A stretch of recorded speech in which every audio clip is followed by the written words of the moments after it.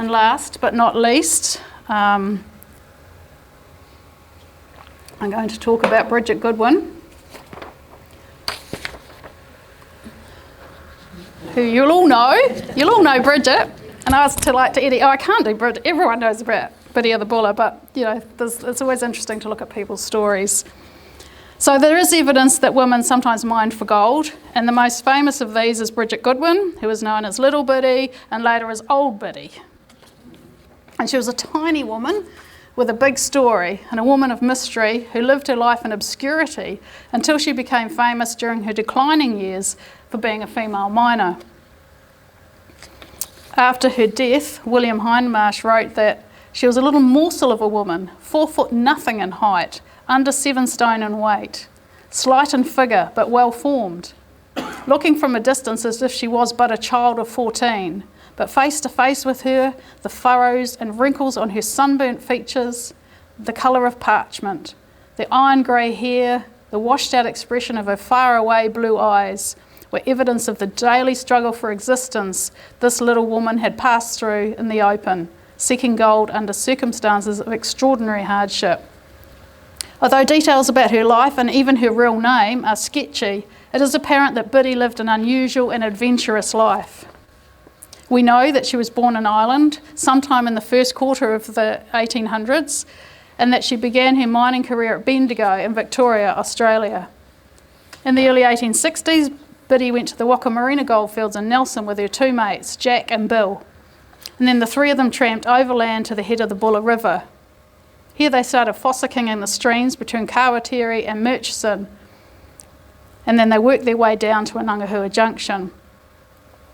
In the 1880s, the group seemed to have been based at Lisle, probably at a hut 3 miles east of Lisle, which is where Biddy was living in 1891. Jack and Bill were apparently bossed all along the line by little Biddy, who kept her first and second mate well in hand and personally engineered the gold-seeking business. Reminiscing during her retirement in Reefton, Biddy said, "It was a hard, rough life for a woman. I see us working all day long up to our hips in water and in all sorts of weather, but me and me mates stuck together and we managed to make sufficient for tucker and something over. And then we would go to Lisle, sell our gold to the banker there. After buying tucker, we knocked down the rest of the money in a long booze. And when it was all spent, we would stir ourselves up a bit, swag our tucker onto our backs and return to our hut and to our claim and begin fossicking for more gold." In the early 1890s, Biddy began to be famous. In 1891, which is the image on the left, she was sketched by a travelling artist named Godfrey, and the sketch was published in the New Zealand Graphic Journal. And this Biddy was described as ancient. In 1893, the photograph on the right was being displayed in a shop in Greymouth, and this appears to be the first photograph of her. And I've found this on West Coast Recollect, but I don't know where the original of this is yet, so it's not a very clear photograph. The early references to Biddy don't mention her male companions, who were perhaps avoiding authority, and it seems that there was some surprise when she took her husband, a man named Drummond, to Reefton Hospital. The Anangahua Times recorded that people had been under the impression that Biddy was a lone female compelled by dire necessity to earn an honest but precarious livelihood by following the arduous occupation of mining. It appears that Jack, her favourite mate, had already died when Bill, who she found harder to get on with, got sick and loafed around, as Biddy described it. This left Biddy to do all the fossicking and carry provisions for both of them on her back from Lisle. And this aggravated her rheumatics. So when Bill got even sicker, she took him to Reefton Hospital where he died. But he was now at least 72 years old, but may have been in her 80s. And after Bill's death, she moved to Reefton, where the Benevolent Society paid for her to stay in the hospital. She may have stayed in a little cottage to start with, but she spent the last year and a half of her life at Reefton Hospital. And she also received the old age pension, for which she said, "Seddons and the Lord's name be praised."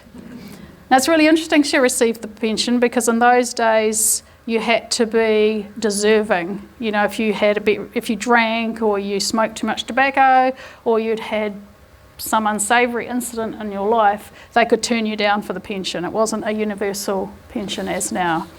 So that's interesting that there was no question, it doesn't seem like, about her receiving the pension. So this is another version of the very famous photo that I showed you earlier. And in this one, if you look on the right where she's holding the gold pan, you can see that her hands, they're quite swollen and probably very painful. So while Biddy was in Reefton, she was very popular with the women of the town who bought her delicacies and creature comforts, and one woman secretly kept her supplied with tobacco. So Biddy died in Reefton in 1899, when she was, as I say, probably in her late 70s, but she could have been as old as 86. She was remembered as a good, genuine-hearted little soul who would never see anyone want a meal or a drink of tea. After her death, she became even more famous and is now remembered, perhaps rather fittingly, by a brand of gin made in Reefton.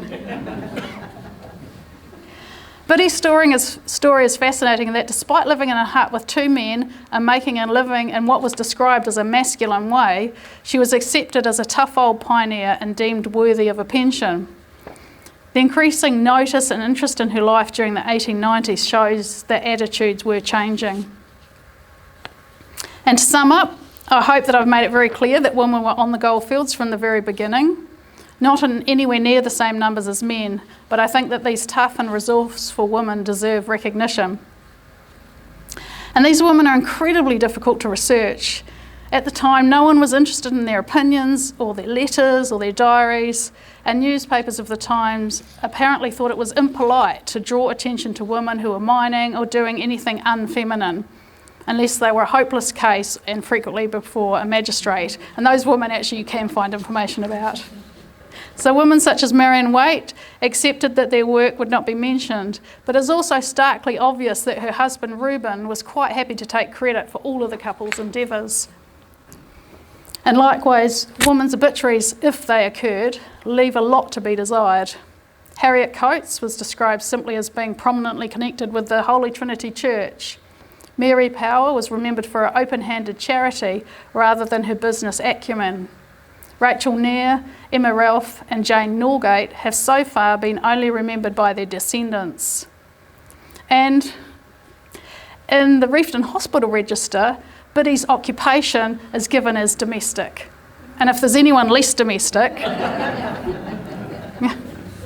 So Biddy is the most remembered and indeed the most photographed, and I think this is because attitudes to women doing something unusual or tasks that were kind of defined as masculine was actually changing. And it may be no coincidence that interest in Biddy's life gathered momentum during the mid to late 1890s, when discussions about suffrage for women were raising questions about women's place in society. And those discussions obviously continue today.